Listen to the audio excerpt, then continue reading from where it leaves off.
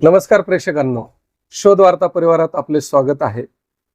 कधी कधी एखाद्या महिलेचं एवढं कौतुक वाटतं ना, कारण ती महिला आपल्या नवऱ्याला अशा पद्धतीत साथ देते. ती साथ नसती तर त्या व्यवसायामधला अविभाज्य घटक असतो. आणि अशाच एका आपल्या ताईशी आज आपण भेटायला आलेलो आहोत. करमाळा तालुक्यात पोपळज या गावी माया विकास सुरोशे आपल्या समोर ताई यांचा चिप्स असेल, फुटाणे, शेंगदाणे, चिवडा, वेगवेगळ्या प्रकारचे 25 प्रोडक्ट स्वतः तयार करतात, पॅकिंग करतात आणि या पोपळज गावापासून 50 किलोमीटरच्या प्रीमाइस मध्ये विकतात. हा व्यवसाय तेव्हा सक्सेस झाला जेव्हा प्रोडक्शन मायाताई करतात आणि विक्री विकास सुरोशे करतात. या नवरा बायकोचं जे कोंबो पॅकेज आहे आज आपण पाहणार आहोत. म्हणून त्या प्रत्येक महिलांना हा व्हिडिओ प्रेरणा असणार आहे ज्यांना असं वाटतं की आपल्या नवऱ्याला साथ द्यायची. चला मायाताई यांच्या सुरोशे बालाजी स्नॅक्स या उद्योगाबद्दल काय सांगतात आपण पाहूया. मायाताई, शोध वार्ता परिवारात तुमचं स्वागत आहे. आपले जे माता भगिनीत किंवा आपले प्रेक्षक आहेत त्यांना परिचय सांगा तुमचा. नमस्कार, माझे नाव माया विकास सुरवशे, राहणार पोपळज, तालुका करमाळा या गावात आम्ही स्नॅक्सचा बिझनेस करतोय.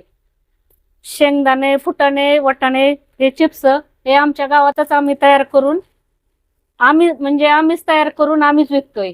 तुम्ही स्वतःच तयार करता स्वतः सगळं, तयार तळणं करून वगैरे सगळं तुमचंच असतं. स्वतः सगळं करतो, बाहेरनं विकत काहीच आणत नाही. आता एक गोष्ट येत आहे सुरुवातीला हा.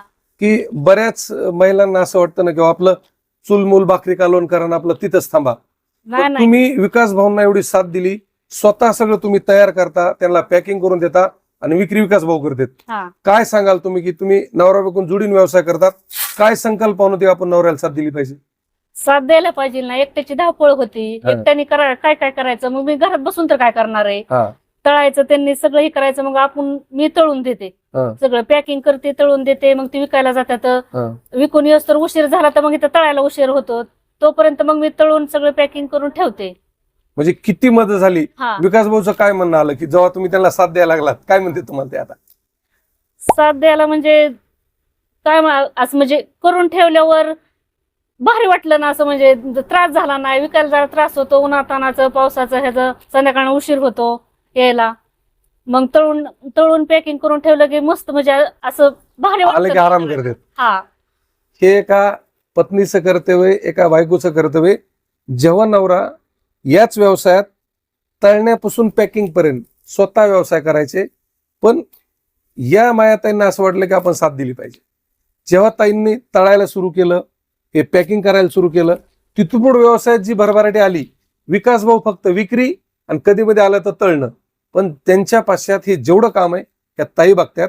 म्हणूनच आज जी सुरोशे बालाजी स्नॅक्स आहे एक प्रचलित नाव आहे आणि त्या उद्योगाला किंवा त्यांच्या या प्रोडक्टला मागणी. ताई, आता आपल्याकडे कोणकोणते स्नॅक्स तयार होतात आता?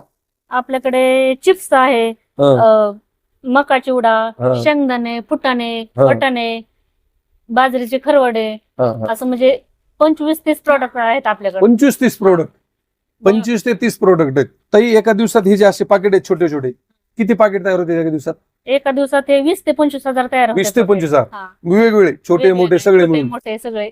माहित तुमची ही जी सुरोशे बालाजी स्नॅक्सचे जे शेंगदाणे आहेत खूप प्रसिद्ध आहेत करमाळा तालुक्यात, खास करून सोलापूर जिल्ह्यात. काय वैशिष्ट्य आहे बरं ते शेंगदाण्याचं? आम्ही शेंगदाणा एकतर विकत घेताना 1 नंबर क्वालिटीचा शेंगदाणा विकत घेतो. 1 नंबर क्वालिटी. 1 number quality. आणि ती आमची बनवण्याची पद्धत म्हणजे वेगळीच आहे. त्याच्यामुळं का नाही, ती शेंगदाणे म्हणजे 1 नंबरच लागते, त्यामुळे जास्त त्याच्यात आम्हाला जास्त शेंगदाणे लागतात. म्हणजे इतर जे शेंगदाणे बनवते त्याच्यापेक्षा वेगळं बनवायचं. वेगळी पद्धत आहे आमची बनवण्याची. आपल्याला सांगायची नाही, हा. पद्धत सांगायची नाही. पद्धत कोणाचं ठीक आहे, 1 नंबर क्वालिटी शेंगदाणा घ्यायचा आणि त्यांची एक बनवण्याची पद्धत आहे वेगळी. आता कुणी डिस्क्लोज करत नाही त्यामुळे ताई बी करणार नाहीत, पण ही जी सुरोशे बालाजी यांची जी शेंगदाणे आहेत 1 नंबर चवीला असतात. खास करून बिअर बार, हॉटेल, मग व्हेज असन नॉनव्हेज असन अशा जागेवर शेंगदाणे खूप जास्त आहेत. माहिती एका दिवसाला जवळपास 20 ते 25 हजार पॅकेट लागते तुम्हाला. हा. एवढं मॅनेज होतं सगळे? आपल्याला हाताने कुठं थोडंच करायचंय. आपल्याला त्याच्यात 25 ते 30 किलो कुपर मध्ये माल बसतो. हा.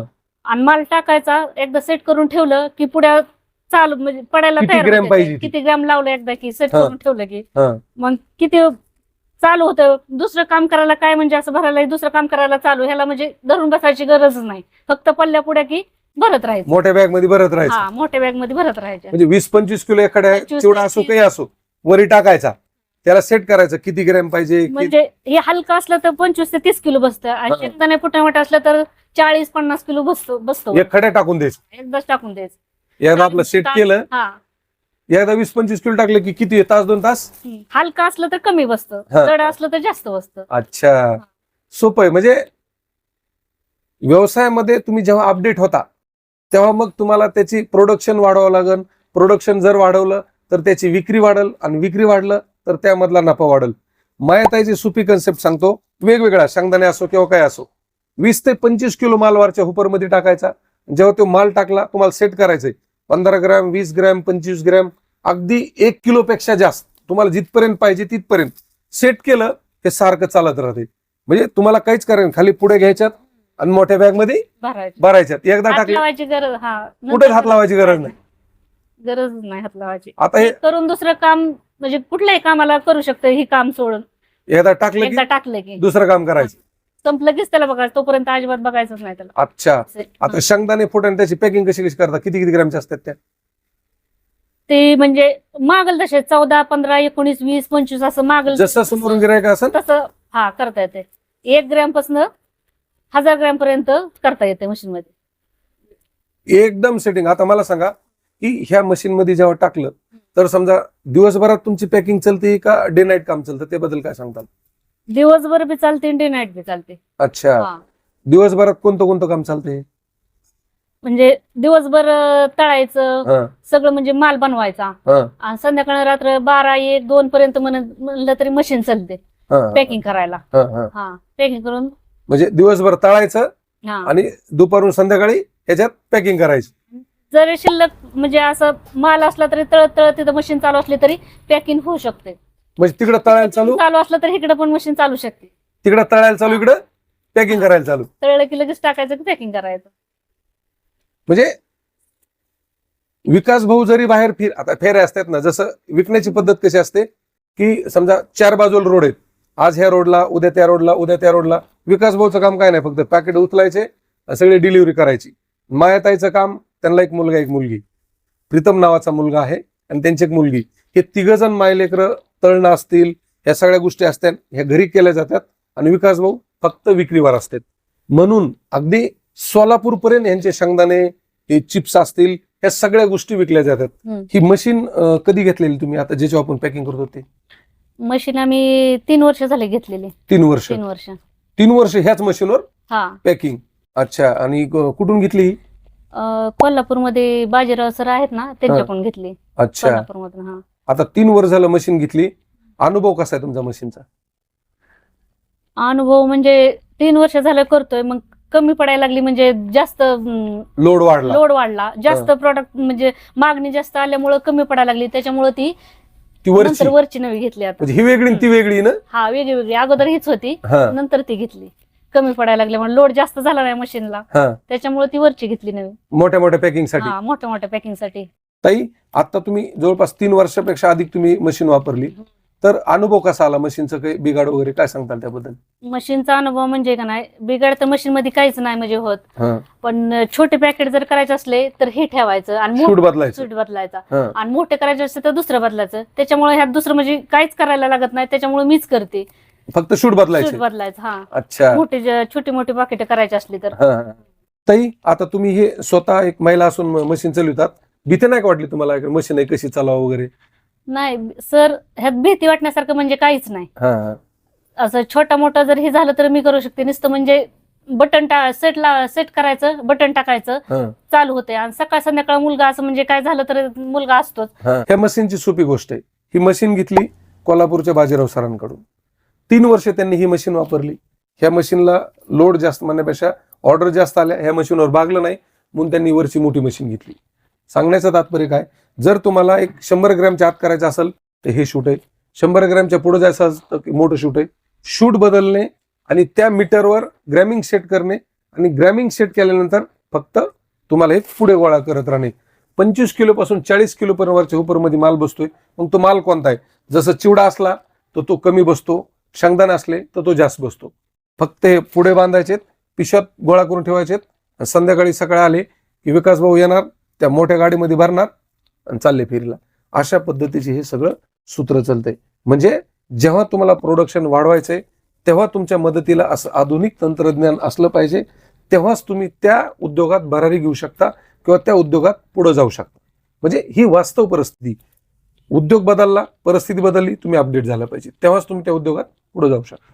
ताई, आता ही जी नवीन मोठी मशीन घेतली त्यात या चिप्स वर कोणकोणते चिप्स पॅक होते, त्यात काय काय पॅक होते?